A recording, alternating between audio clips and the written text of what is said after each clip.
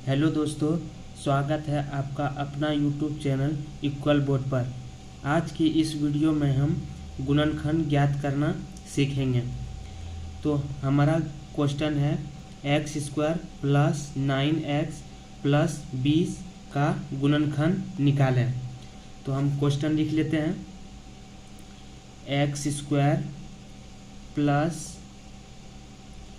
9x plus 20, ये हमारा question है।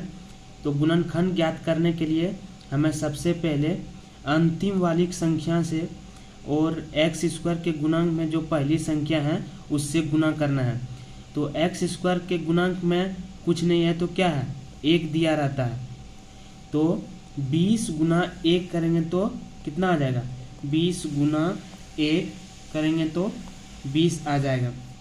अब हमें ऐसी दो संख्या ज्ञात करना है जो कि गुना करने पर 20 आ जाए और जोड़ करने पर हमें 9x प्राप्त हो या 9 प्राप्त हो। तो ऐसी संख्या हम ज्ञात करते हैं।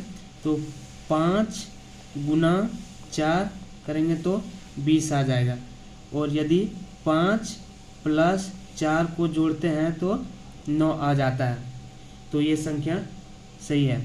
तो एक्स स्क्वायर प्लस, अब यदि इसमें हम 5x प्लस 4x को जोड़ते हैं तो 9x आ जाता है। तो हम 9x के जगह पर 5x प्लस 4x को लिख सकते हैं और प्लस 20 लिख देना। अब ये दो एक एक पद करके लेना है, एक पद ये और ये एक पद ये। अब पहला पद का काम करना है पहले, उसके बाद दूसरा पद वाला काम करना है। तो अब ये दोनों में देखना है कि कॉमन क्या मिल रहा है। तो हमें कॉमन, इसमें भी x है, इसमें भी x है। तो हमें x कॉमन मिल रहा है तो हम x कॉमन ले लेते हैं। तो x कॉमन लेने के बाद क्या बच जाएगा, x। तो x गुना x कर लेंगे तो x स्क्वायर हो जाएगा।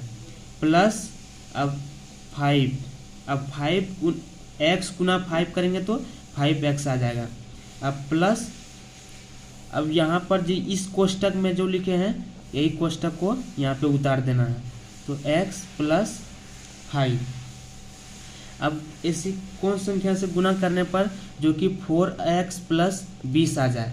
तो हमें 4 से गुना करेंगे तो हमें अब इसके बाद हमें x प्लस 4 को एक साथ रख लेना है और ये x प्लस 5 दोनों जगह है तो इसे एक जगह लिख देना है और यही हमारा आंसर है। अब एक क्वेश्चन और ले लेते हैं। क्वेश्चन है 2x square minus 11x plus 12, ये हमारा क्वेश्चन है।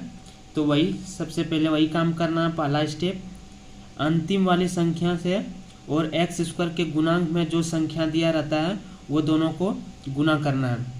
तो 12 गुना 2 करेंगे तो कितना आ जाएगा, तो 12 गुना 2 बराबर 24 आ जा रहा है।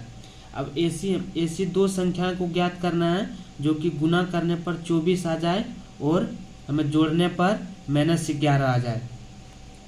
तो हम गुना करके देखते हैं। तो 6 गुना 4 करते हैं तो कितना, 24 आ जाता है और इसे हम जोड़ कर देखते हैं। तो 6 प्लस 4 बराबर 10। तो ये 10 आ जा रहा है और हमें -11 लाना है। तो फिर दूसरी संख्या को ढूंढते हैं। तो दूसरी संख्या 8 गुना 3 करेंगे तो 24 आ जा रहा है और यदि 8 और 3 को जोड़ते हैं तो 11 आ जा रहा है। तो हमें लाना किस में है, -11 में लाना है। तो क्या करना पड़ेगा, ये दोनों को माइनस में लेना पड़ेगा।